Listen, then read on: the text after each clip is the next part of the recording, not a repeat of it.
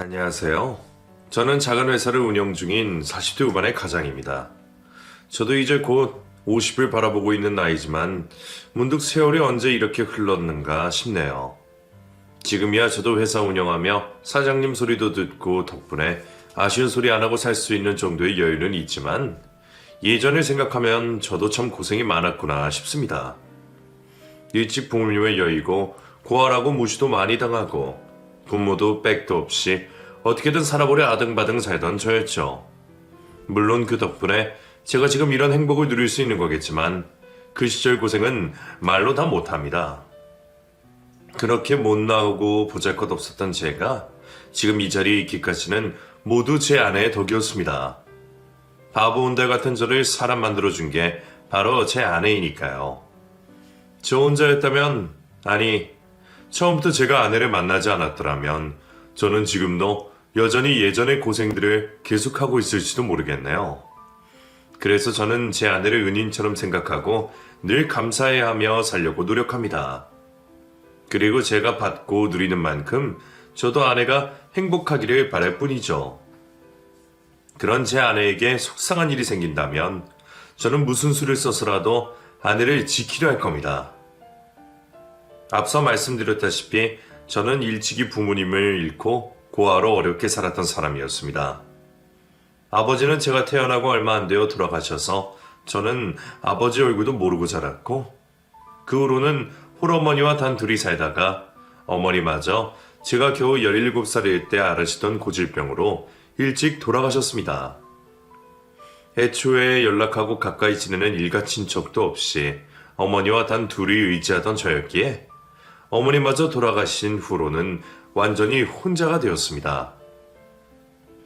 가난한 집안 사정에 부모님의 사망까지 저는 외롭고 힘들었습니다. 여유도 없었던 집안 형편이었기에 그 후로 저는 더 어렵게 지낼 수밖에 없었죠. 그나마 제 사정을 알고 도와주신 감사한 선생님들의 도움으로 무사히 고등학교 졸업장까지는 딸 수 있었지만 제 형편의 대학 진학은 꿈도 꿀 수 없었기에 저는 곧바로 일을 시작했습니다. 그렇게 저는 이곳저곳 불러주는 곳이라면 마다하지 않고 열심히 일을 배웠습니다. 공장도 다녀보고 판매일도 해보고 쉬지도 않고 일을 해온 덕분에 저는 별별 잔기술이 많아지게 되었죠. 다른 친구들이 학교에서 학문에 매진할 동안 저는 몸으로 부딪히며 인생 경험을 쌓아갔습니다. 그런 경험들 덕분에 저는 20대 중반에 드디어 바라던 대로 제대로 된 회사에 취업을 할 수 있었습니다. 그 회사는 규모는 그리 크지 않아도 나름 업계에서 인정을 받는 탄탄하고 기반이 있는 중소기업이었습니다. 작지만 알차고 실속 있는 회사라고 할 수 있겠네요. 그 회사의 창립자이신 사장님께서는 힘든 시절 많은 고생으로 어렵게 살아오셨던 분이시라 누구보다 제 고생을 알아주셨던 덕분에 제가 그런 곳에 취직까지 할 수 있었죠. 그런 사장님은 제게는 귀인 같은 분이셨습니다. 베풀고 노력하며 살아도 늘 뒤통수 맞기 쉬운 게 인생살이인지라 도움받을 곳 하나 없이 살았던 저였는데 그런 저를 믿어주신 유일한 분이 사장님이셨네요. 저는 고졸에 사무직 경험도 없는 부족한 제게 기회를 주신 사장님께 꼭 보답을 하고 싶었습니다.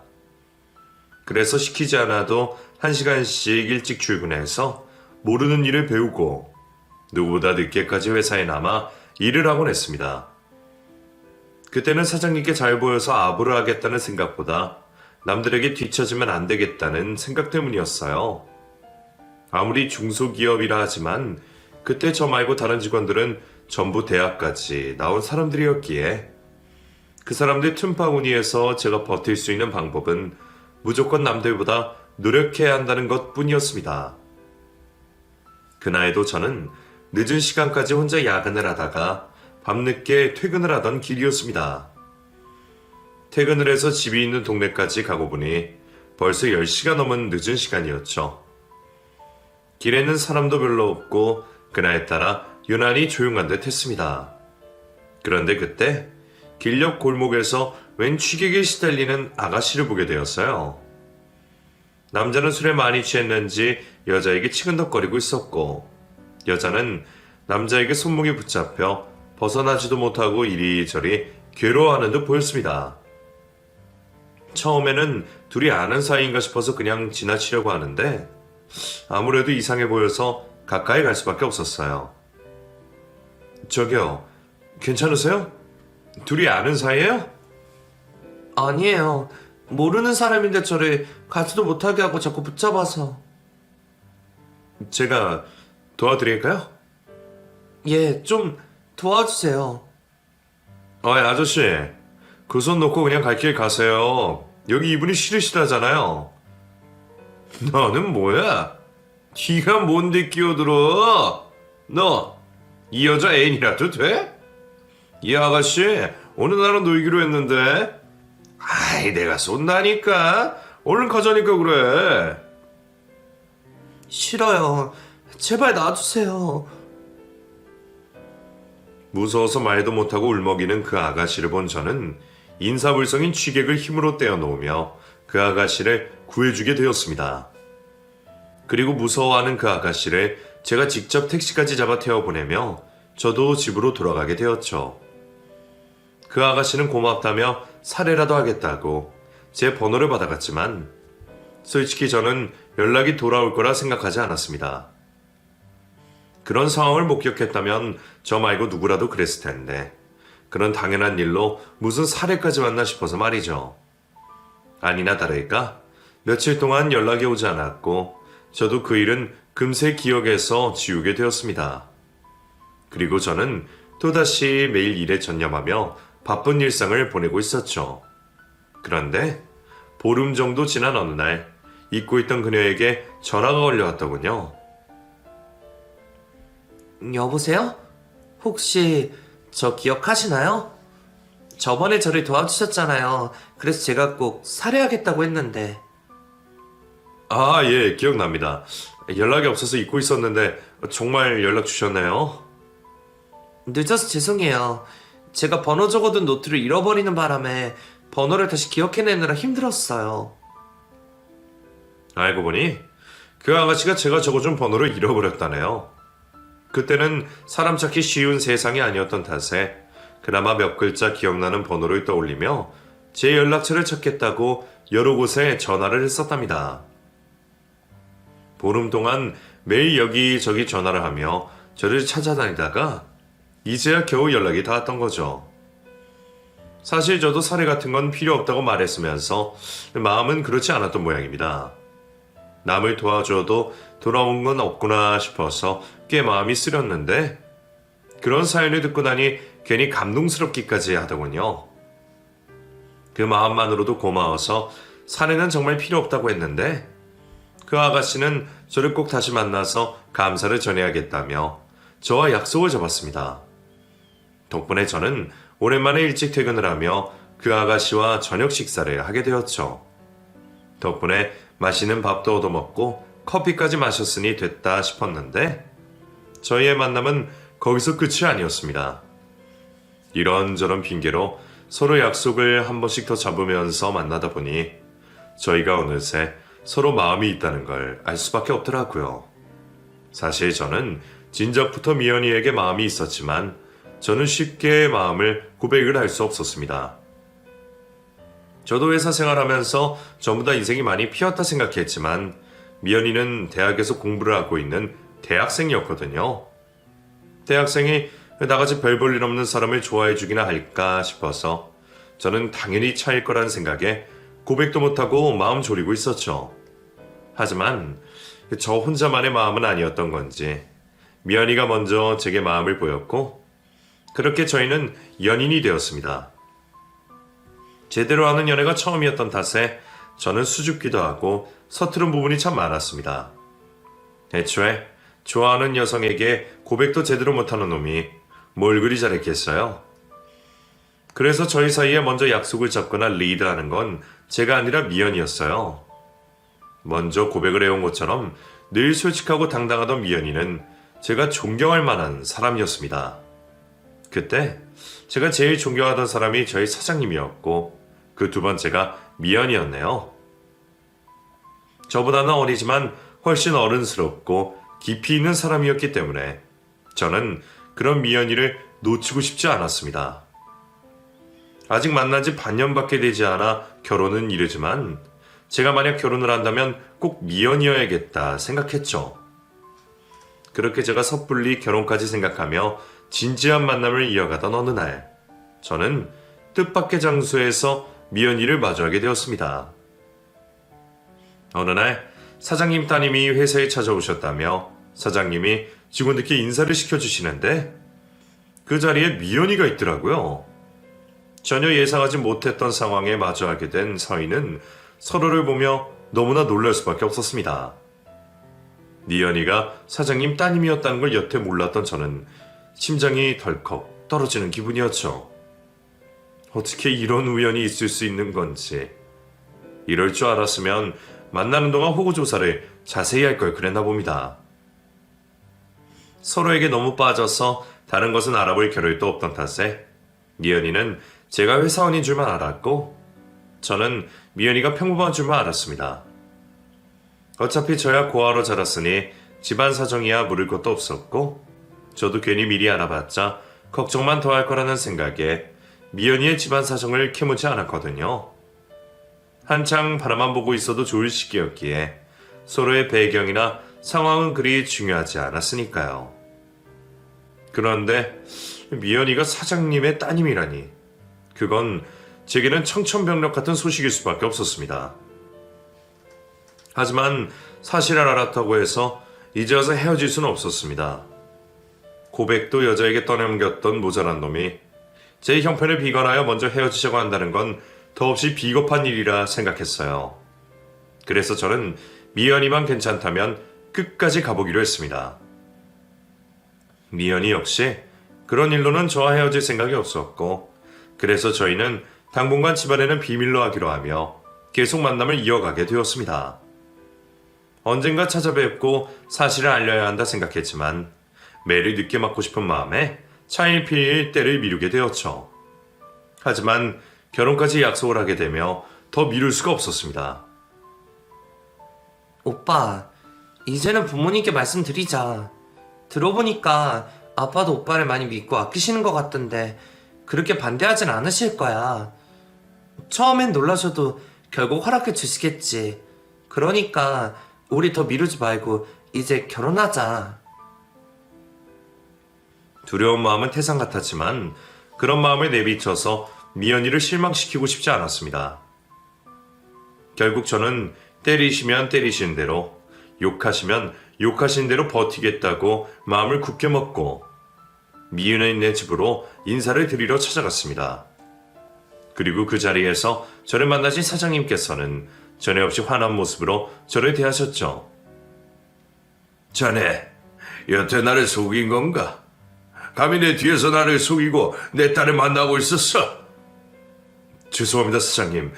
하지만 저 미연이 정말 사랑하고 놓치고 싶지 않습니다. 제가 잘할 테니 저 한 번만 더 믿어주십시오.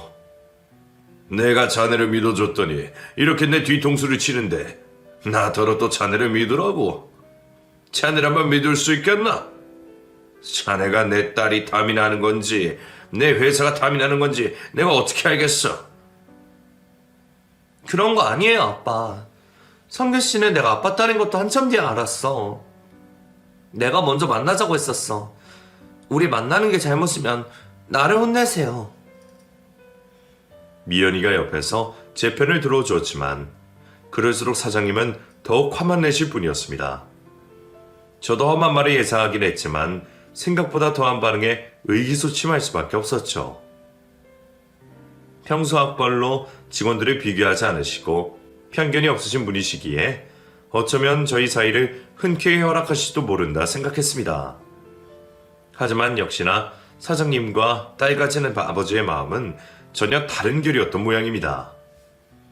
사장님께서는 노발대발하시며 저희의 결혼을 반대하셨고 저희는 집안의 반대에 부딪혀 결혼의 난항을 겪을 수밖에 없었습니다. 하지만 서로 끝까지 포기하지 않기로 했죠. 그래도 사장님이 그 일로 저를 회사에서 자르진 않으셨기에 저는 어떻게든 사장님께 진심을 보이려 노력했습니다. 제가 회사나 돈 욕심 때문에 미연이를 만난 게 아니라는 것을 몸소 보여드려야겠다 싶었거든요. 그렇게 제가 나름대로 노력을 하고 미연이가 열심히 부모님을 설득한 끝에 저희는 겨우 결혼을 허락받을 수 있게 되었습니다. 하지만 장인어른은 저를 두고 보시겠다고 작정을 하시는 건지 저희 결혼에 일절 도움을 주지는 않으셨어요. 하지만 저희는 전혀 개의치 않았고 제가 모은 돈을 탈탈 털어 18평 주공 아파트에서 신혼을 시작하게 되었습니다. 돈 벌어서 결혼하고 싶다던 제가 한 푼 한 푼 안 끼면서 모은 돈으로 결국 결혼을 하게 되었네요. 저야 그 정도만 해도 감지덕지한 상황이었지만 사실 아내에게는 무척 미안했습니다. 귀한 집 외동딸로 태어나서 평생 좋은 집에서 좋은 것만 누리던 아내가 좁고 낡은 주공 아파트에서 잘 지낼 수 있을까 싶었거든요. 마음 같아서는 좋은 것들로만 채워주고 싶었지만 그러기에는 제가 아직 부족한 게 많았습니다. 그래도 착한 아내는 한 번도 투정이나 불평 없이 제 곁을 지켜주었어요. 누구보다 소탈하고 작은 것에 감사할 줄 아는 아내야말로 제가 가장 좋아하는 아내의 부분이었습니다. 덕분에 저희가 잘 사는 모습을 보고 마음을 놓으신 장인어른께서는 이후 제게 적극적으로 회사 일을 가르쳐 주셨고 저는 그 밑에서 누구보다 열심히 일을 배우게 되었습니다. 하나를 가르치면 열을 배우겠다는 심정으로 시키시는 일은 뭐든 해내려 했죠. 장인어른께 잘 보이고 인정받고 싶어서 당연히 열심히 일을 해야 했지만 사실 그때는 제가 그럴 수밖에 없는 다른 이유가 있었습니다. 다들 불경기에 세계 경제까지 안 좋아지면서 문을 닫는 회사들이 늘고 있었는데 저희 회사 역시 겨우 버티고 있었을 뿐 바람 앞에 등불 신세인 건 마찬가지였어요. 큰 회사들과 달리 작은 문제에도 휘청할 수 있는 영세 회사였기에 저는 회사를 위해서라도 바쁘게 뛰어다닐 수밖에 없었습니다. 하지만 그런 직원들의 노력에도 회사 사정은 점점 나빠져 갔습니다. 오죽하면 장인어른께서 은행 대출로도 모자라 개인 사비까지 털어 회사 운영을 하셨으니 안 좋은 상황임은 확실했죠. 그런데 하필이면 그런 상황에 기껏 만들어 두었던 신제품이 전량 폐기되는 일이 벌어지고 말았습니다. 들인 돈이 있는데 매출이 없으니 그 일로 회사 사정은 걷잡을 수 없이 나빠졌고 결국 회사는 더 이상 직원들에게 월급을 주지 못할 상황까지 되었습니다. 그 일로 충격을 받으신 장인어른은 평소 지병이셨던 고혈압으로 쓰러지시면서 병원 신세를 지셔야 했고 태어난 뒤로도 이전같이 지내지는 못하셨습니다. 회사는 무너지고 아버님은 쓰러지고 그때 아내의 상태 역시 좋지 못했어요. 아내는 그런 장인어른을 간병하느라 친정에 가 있었고 저는 혼자서라도 어떻게든 회사를 다시 살려보겠다며 백방으로 뛰어다닐 수밖에 없었습니다. 장모님께서는 가망이 없으니 포기하라고 하셨지만 저는 그렇게 회사가 문을 닫는 것을 차마 두고 볼 수가 없었습니다. 장인어른이 평생을 바치시고 제가 꿈을 키운 곳이었으니까요. 얼마가 걸릴지 몰라도 저는 장인어른의 피와 땀을 무시할 수 없었습니다. 하지만 장인어른은 결국 다시 일어서지 못하시고 돌아가시고 마셨습니다. 그 후 저는 장인어른의 뒤를 이어 회사를 이어받게 되었고 혼자 대신 장모님까지 모시며 제가 세 식구의 가장 노릇을 하게 되었습니다. 제 어깨에 짊어진 무게 때문이라도 저는 열심히 할 수밖에 없었어요. 열심히만 하면 안 된다고 하지만 제가 달린 뭘 할 수 있었겠어요. 숟가락으로 땅을 파더라도 포기하지 않으면 우물을 만들 날이 올 거라 믿으며 저는 끝까지 포기하지 않았습니다. 밑바닥부터 다시 시작해야 하는 일이라 힘들었지만 시간이 지날수록 조금씩 빛이 보이는 기분이었습니다. 그렇게 몇 년을 고생한 끝에 저는 다시 장인어른의 회사를 살려낼 수 있었습니다. 물론 예전만큼은 아니지만 공장도 다시 돌리고 직원들도 데려오면서 상황이 나아져 갔어요. 그 과정에서 아내 역시 물심양면으로 저를 도왔고 장인어른이 키우신 회사를 저희 부부가 지켜낼 수 있었습니다. 이런 상황을 장인어른이 보셨으면 참 좋아하셨을 텐데 말이에요. 저는 무사히 회사를 지켜낸 것으로 장인어른이 저를 조금이나마 인정해 주셨으면 했습니다. 회사가 안정화되어 가면서 저희 부부도 조금 여유를 찾으며 아이도 가지고 행복한 일상을 보내게 되었어요. 아내는 집에서 아이들을 키우며 제 내조를 도왔고, 저는 그런 아내의 내조와 아이들의 재롱에 힘을 얻으며 성실한 가장 노릇을 할 수 있었습니다. 가족들은 제가 노력하고 달려가는 원동력이었어요. 제가 책임져야 할 식구가 늘어날수록 저는 더 성장할 수밖에 없었습니다. 그런 도움과 노력들 끝에 값진 성과가 있었고, 덕분에 저는 어릴 적 꿈에 그리던 좋은 집에서 사랑하는 가족들과 함께 행복을 누릴 수 있게 되었죠. 그러다 어느 날 제가 손님을 모시고 저녁 식사 자리에 아내와 함께하는 일이 있었습니다. 제가 접대를 해야 하는 분이 저희 회사의 해외 쪽 판로를 위해 꼭 도움을 받아야 하는 사장님이었는데, 마침 저희가 동년배다 보니 서로 편하게 부부 동반으로 자리를 하는 게 어떻겠냐 싶더군요. 그런데 그쪽 사모님께서 저희 아내 얼굴을 알아보고는 먼저 말을 겁니다. 저희가 동년배이다 보니 아내들 역시 엇비슷한 나이일 줄 알았지만 설마 그런 곳에서 아내의 인연을 만날 줄은 몰랐네요. 반갑게 아는 체를 한 그 사모님은 아내 대학 시절 동창이었습니다. 어머, 너 미연이 아니니? 맞지, 미연이? 혜수? 그래, 나 혜수야, 김혜수. 이게 대체 얼마만이야? 우리 대학 졸업하고는 총 못 봤으니까 벌써 10년도 더 됐겠다. 세상에, 우리가 어떻게 다시 만나니? 뭐야, 박 사장님, 사모님이랑 당신 아는 사이야? 대학 시절 동창이야. 이야, 정말 신기한 인연입니다. 어떻게 김 사장님 아내분이 저희 집사랑 동창인지.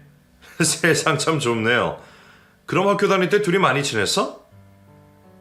그럼요, 엄청 친했지. 대학도 같이 다녔지만 사실 저희 인연이 꽤 깊거든요.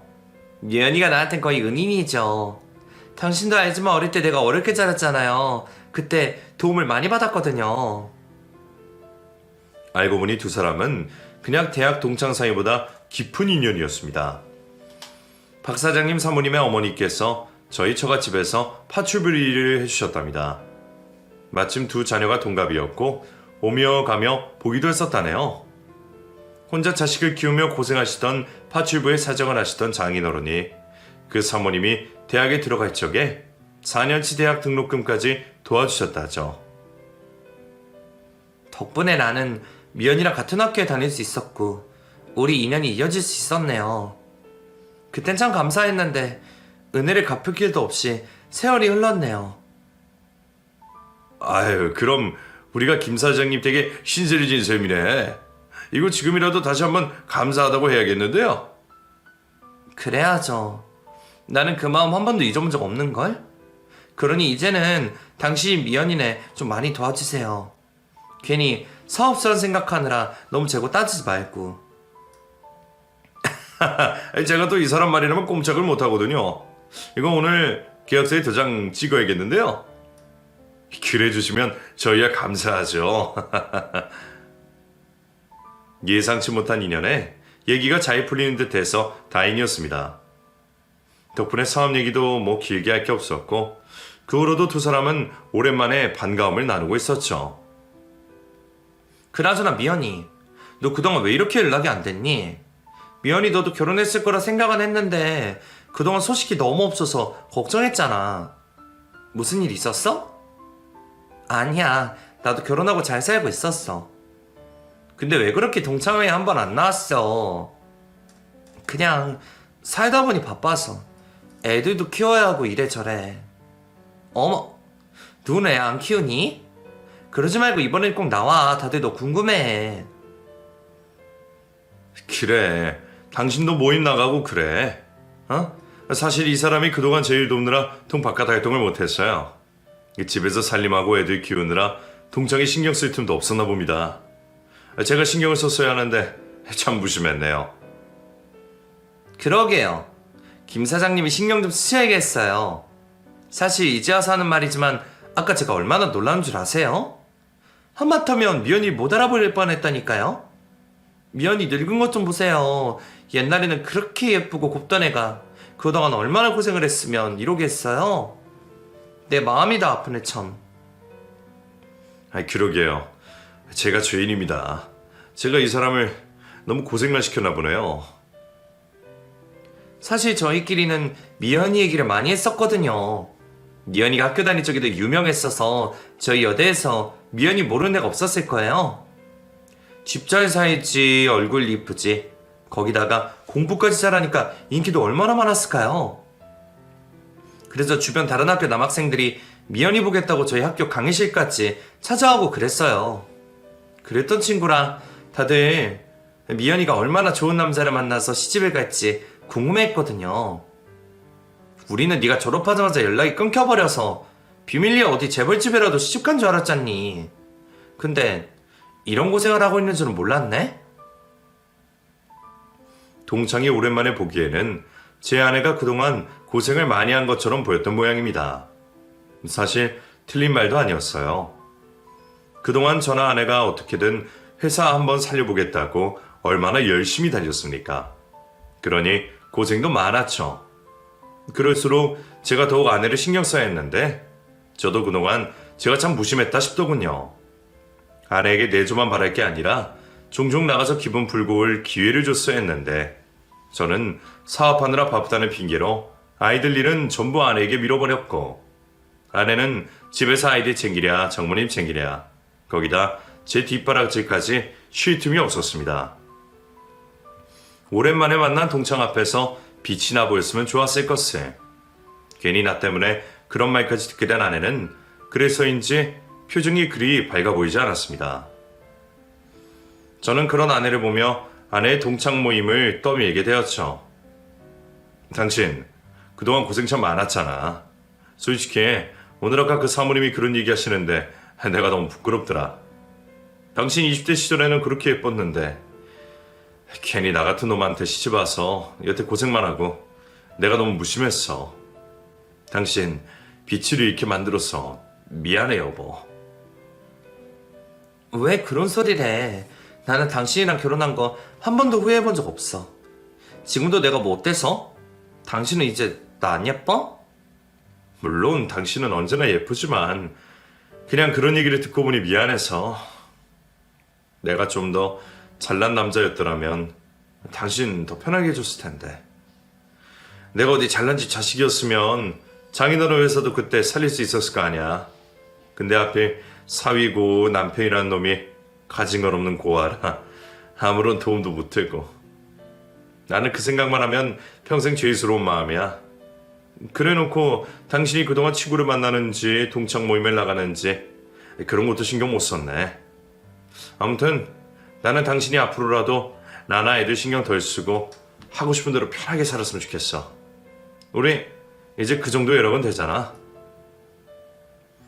그런 저의 바람대로 아내는 그 후 여태 나가지 않던 동창 모임을 나가기 시작했습니다. 박 사장님 사모님과도 자주 만나며 정말 오랜만에 사회생활을 시작하느라 바빠졌죠. 그동안 다른 동창들끼리는 자주 모여 만남을 가졌었는지 아내는 한동안 여러 친구들을 만나느라 매우 바빠 보였습니다. 아내는 오랜만에 사교 활동에 꽤 피곤해하는 듯 했지만 저는 그런 아내의 모습이 보기 좋았습니다. 늘 바쁜 나만 챙기던 아내가 자기 일로 바쁜 게 좋았거든요. 조금 늦었어도 이제라도 아내가 누군가의 아내, 엄마가 아닌 정미연 본인으로 살기를 바랬습니다. 아내가 몇 달 동안 바쁘다 보니 안타깝게도 저와 함께할 시간이 부쩍 줄어버렸습니다. 아내도 바빴지만 저도 해외 사업 문제니 뭐니 하며 매일 야근에 시달렸던 탓에 몇 달 사이 아내와 제가 단둘이 시간을 보낸 일이 거의 없을 정도였습니다. 그러다 그날은 웬일로 일이 일찍 끝나게 되었어요. 투자 얘기를 나누던 박 사장님과도 얘기가 잘 풀려가고 있었고 반년간의 고생 끝에 이제 정말 막바지 마무리만을 앞두고 있던 상황이었죠. 덕분에 오랜만에 여유가 생긴 저는 아내가 무척 보고 싶어졌어요. 그날 아내는 박 사장님 사모님 댁에서 열린 동창 모임에 참석한다며 집을 나섰습니다. 점심쯤 나갔으니 이제는 곧 끝나지 않을까 싶어서 저는 퇴근하는 길에 아내를 직접 데리러 가기로 했죠. 미리 연락을 해봤지만 노느라 바쁜지 답이 없는 것을 기다리지 못하고 저는 박 사장님 집으로 직접 찾아갔습니다. 이미 몇 번 초대받아 가본 적이 있었기에 제 아내가 거기 있는 상황에서는 갑작스러운 방문도 그리 패가 아닐 거라 생각했습니다. 아니나 다를까 초인종을 누르자 안쪽에서 일하시는 분이 바로 문을 열어주셨고 저는 무리 없이 집 안으로 들어갈 수 있었어요. 그런데 안으로 들어가던 제가 누군가가 마주쳤습니다. 어머, 성규씨. 여기 웬일이에요? 지혜씨 안녕하세요. 저 미연이 데리러 왔죠. 이제 동창 모임 끝났나봐요. 미연이 안에 있나요? 불쾌한 표정으로 서둘러 나가다가 저를 마주치고 놀라던 그 사람은 제 와이프와 가깝게 지내던 지혜씨였습니다. 아내가 그동안 유일하게 종종 연락하고 지내던 동창 친구라서 저도 알고 있었죠. 그런데 아내의 친구인 지혜씨가 제게 이상한 말을 하더군요. 동창 모임이요? 오늘 동창 모임이라서 여기서 다 모이는 거 아니었어요? 성규씨, 여기 사실 미연이 동창이 아니에요. 아, 이걸 어떻게 말해야 할지. 그게 무슨 말이에요? 동창회가 아니라니? 여기서 제가 길게 말을 할 수는 없고요. 일단 연락처 좀 주실래요? 그리고 지금 여기서 빨리 나가세요. 예? 왜요? 지금은 묻지 마시고 빨리요. 저더러 다짜고짜 여기를 나가라는 말에 의문이 들었지만 재촉하는 얘기에 놀란 저는 지혜씨가 시키는 대로 할 수밖에 없었습니다. 그때 안에서 사람들이 나오는 소리가 들렸고 저는 급히 명함 한 장을 건네주고 지혜씨와 헤어졌습니다. 그리고 주차해둔 차로 돌아가 아내가 나오는 걸 기다렸습니다. 그리고 저는 제일 마지막에 힘없는 모습으로 걸어 나오는 제 아내의 모습을 보게 되었죠. 이게 대체 무슨 상황인지 알 길이 없었던 저는 지혜씨가 시킨 대로 그날은 아내와 같이 집에 가지 않았습니다. 그리고 집에서 다시 만난 아내는 제가 아까 박 사장님의 댁에 갔다 왔던 것을 전혀 모른 채로 아까 전에 피곤하고 어두운 표정과는 달리 평소처럼 밝고 환한 모습으로 저를 반겨주었습니다. 그리고 풀리지 않는 의문을 품은 채로 전전긍긍하던 저는 며칠 뒤 지혜씨에게서 황당한 얘기를 듣게 되었죠. 이걸 제가 알리는 게 맞는지 지금도 고민스러운데 그렇다고 말을 안 하자니 또 죄를 짓는 것 같아서요. 제가 원래 남의 일에 끼어들기 좋아하는 사람은 아니지만 다른 사람은 몰라도 성규씨는 알아야 할 것 같아요. 그날 혜수네 집에서 동창 모임을 한 게 아니에요. 혜수그 기집애가 부자님 사모들 모아놓고 술파티를 한 건데 거기서 미연이한테 음식 해놔라 시키고 그 여자도 시종들게 시킨 거예요. 저는 그 자리에서 그 꼴을 도저히 못 보겠어서 뛰쳐나온 거고요. 그게 무슨 말이에요? 박 사장님 사모님은 미연이랑 친한 게 아니었어요? 친하다고요? 누가 그래요? 그 둘 악연도 그런 악연이 없어요. 아니 혜수 그 기집애가 미연이를 일방적으로 싫어하는 거지. 혜수걔가 미연이를 얼마나 괴롭혔는데요. 혜수는 미연이를 자기 라이벌로 생각했었어요. 근데 걔가 미연이한테 될 수나 있어요? 미연이는 집도 잘 살고 예쁘고 착하고 성적까지 좋았는데요. 그래도 그때까지는 그냥 귀여운 짓이었어요. 근데 그러다가 혜수 어머니가 미연이네 집에서 파출부리를 하는 걸 애들이 알아버렸죠. 그 후로는 미연이가 잘못한 것도 없는데 혜수가 무조건 미연이 싫어했어요. 정말 많이도 괴롭혔었죠. 친했었다는 그 여자의 말과 달리 두 사람은 한 번도 친했던 적이 없었답니다. 그 여자가 제 아내를 시기하고 질투해서 전부터 많이 미워했었다는 겁니다. 자격지심 때문인 건지 대체 착한 제 아내가 뭘 잘못했는지 몰라도 남의 가방을 뒤져 물건들을 없애고 뒤에서 욕을 하고 다니고 사람을 괴롭게 했다더군요. 어쩐지 그 여자를 만나고 그리 반가운 기색이 아니었던 아내의 얼굴이 저는 이제서야 이해가 되었습니다.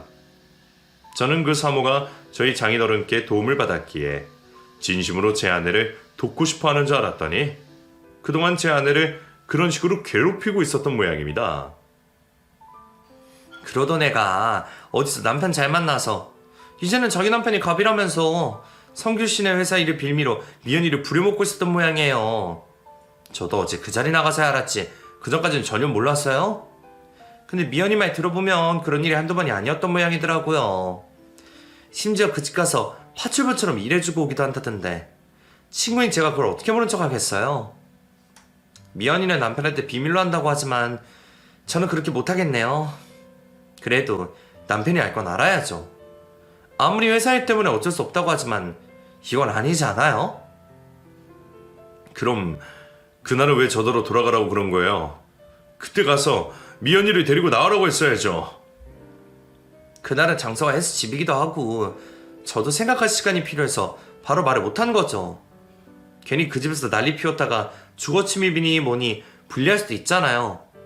대신 제가 며칠 뒤에 헬스가 하는 또 모임이 있다는 걸 알았으니까 그때 가서 미연이 데리고 나오세요. 아마 그때도 그날처럼 미연이 데리고 나가서 자기 시종 들게 할 거예요. 지혜씨 아니었으면 저 끝까지 아무것도 모를 뻔했네요. 정말 고마워요. 아니에요. 저도 헬스케가 너무 못됐다 싶어서 그렇죠. 그렇게 아내의 친구에게서 뒤늦게 진실을 듣게 된 저는 전혀 몰랐던 사실에 황당하고 기가 막혔습니다. 그동안 아내가 친구를 만나며 좋은 시간을 보내는 줄 알았더니 그 집에 가서 파출부 노릇을 하고 있었다는 게 차마 믿어지지 않더군요. 남들 앞에서 그런 수모를 겪고 있었으면서 나한테는 알리고 싶지 않아 아무렇지 않은 척을 하고 있던 아내를 생각하면 저는 가슴에서 피눈물이 나는 기분이었습니다. 나를 위해서, 아버지 회사를 위해서 그런 일을 참아내야 했을 아내가 너무 불쌍하고 안타까웠습니다. 그리고 정말이지 그 사모를 찢어 죽이고 싶은 마음까지 들었어요. 그렇게 저는 며칠 뒤 지아 씨가 알려준 곳을 찾아가게 되었습니다. 지혜 씨가 알려준 방으로 들어가자 피부관리실의 VIP룸에서 여럿이 모여 관리를 받으면서 제 아내를 벌을 세우듯 그 옆에 세워두고 심부름을 시키고 있더군요. 미연아, 나 발 좀 주물러 볼래? 그 순간에도 아무 말도 못하고 그 여자의 시중을 들고 있던 제 아내의 모습을 보자 저는 저도 모르게 손이 먼저 날아가 버렸습니다. 짝소리가 나게 그 사모의 뺨을 때려버렸죠. 조용하던 방 안은 순식간에 아수라장이 되었고 제게 얻어받은 그 여자는 울고불고 난리를 치기 시작했습니다. 지금 이 사람한테 뭐하는 짓이야? 당신 거기서 뭐해? 얼른 나와! 여보. 어머 세상에. 지금 뭐 하는 거야? 지금 내 때린 거야? 그래, 마음 같아서는 더 때려주고 싶은데 참는 줄 알아. 뭐? 당신 미쳤어? 동창 남편이라고 잘 봐주려고 했더니 당신이 이러고도 무사할 줄 알아? 당신 계약 날려먹고 싶어? 그래서 그딴 계약 때문에 사람을 이 고생시켜? 그래, 계약이고 뭐가 없던 일로 해. 여보, 당신 정말 왜 그래? 나는 괜찮아. 괜찮기는 뭐가 괜찮아. 내가 언제 당신더러 이런 일 하래? 당신이 이렇게까지 해야 하는 거면 나는 계약이고 뭐고 필요 없어. 저는 끝까지 계약을 걱정하는 아내를 데리고 그 자리를 나와버렸습니다. 제 뒤통수로 고소를 하겠다며 욕을 하는 그 여자의 목소리가 들렸지만 그깟 고소 따위는 무섭지 않았네요. 하지만 아내는 그런 와중에도 제 걱정이 우선인 건지 자기는 두고 회사 생각을 하라는 겁니다. 나는 정말 괜찮다니까. 내가 뭐가 중요해? 우리 회사가 중요하지. 내가 이러면 계약해주겠다는데 어려울 게 뭐가 있어. 당신은 회사 일 때문에 더한 고생도 하잖아. 근데 내가 이 정도 수모 당하는 게 뭐가 힘들겠어. 나는 무슨 일을 하더라도 당신은 그러면 안 돼. 나는 당신이 그런 걸 못 봐. 끝까지 가족들 걱정만 하는 아내가 너무 바보 같았습니다. 자존심 구길 일 없이 곱게만 살던 사람이 왜 이렇게나 고생을 하게 되었는지 그 순간 저는 무능력한 제가 너무나 싫었습니다. 내가 조금만 더 잘났더라면 이 사람을 고생시키지 않아도 되었을 텐데 말이죠. 니연아, 나는 회사가 잘못되는 것보다 네가 잘못되는 게 더 걱정되고 무서워. 그러니까 제발 다시는 이런 짓 하지 마. 네가 왜 그 여자한테 그런 취급을 받아야 해? 아무 이유도 없이 사람 괴롭히던 여자를 벌 주지는 못할 망정 왜 숙이고 굽혀야겠느냐고. 회사 일은 내가 어떻게든 알아서 할 테니까 앞으로 그러지 마. 그렇게 해서 얻어야 할 도움이라면 저는 필요 없다 생각했습니다. 아무리 회사 일에 진심이라고 하지만 제 아내의 마음을 다치게 하면서까지 회사를 키우고 싶지 않았네요. 결국 그 일로 코앞에 두었던 계약은 파기하게 되었고 어쩔 수 없이 사정은 힘들어졌지만 저는 개의치 않았어요. 어떻게든 다른 방법을 찾아보면 될 거라 생각하며 더 열심히 일을 할 수밖에 없었습니다. 그동안 먹고 살만해졌다 싶어서 좀 편하게 살아보려 했던 저는 그날 이후로 다시 열정에 불이 붙기 시작했습니다. 아내가 다시는 그런 수모를 겪지 않게 하기 위해서 회사의 위치를 높일 수밖에 없다 생각했죠. 그 결과 저는 더욱 성공할 수 있었고 덕분에 더 이상 제 아내가 누군가에게 고개 숙이거나 기죽어야 하는 일은 없었습니다. 그리고 몇 년 뒤 우연히 박 사장네 소식을 듣게 되었는데 몇 년 전보다 나아진 저희 집 사정과 달리 그 집도 상황이 많이 달라졌더군요. 회사에 무슨 일이 있었던 건지 박 사장이 회사 비리 문제로 검찰 조사까지 받았답니다. 그 일로 결국 실형을 살게 되었고 그런 과정에서 박 사장과 그 여자가 이혼까지 하게 되었다는 걸 듣게 되었죠. 기고만장하던 그 여자가 알아서 파국을 맞게 되었다는 게 참 기분 좋은 소식이었습니다. 그런 말로를 보니 결국 뿌린 대로 거두는 법이 아닐까 싶더군요. 그리고 그런 얘기를 전해 들으면서 저는 또 한번 가족의 중요성에 대해 생각하게 되었습니다. 그 일이 있고 저희 가족은 서로를 더욱 의지하며 살아가게 되었고 덕분에 돈독해지고 더 행복해질 수 있었다고 생각합니다. 그럼 여러분들도 다른 무엇보다 가족을 아끼시기를 바라며 제 이야기를 여기서 마치도록 하겠습니다. 감사합니다.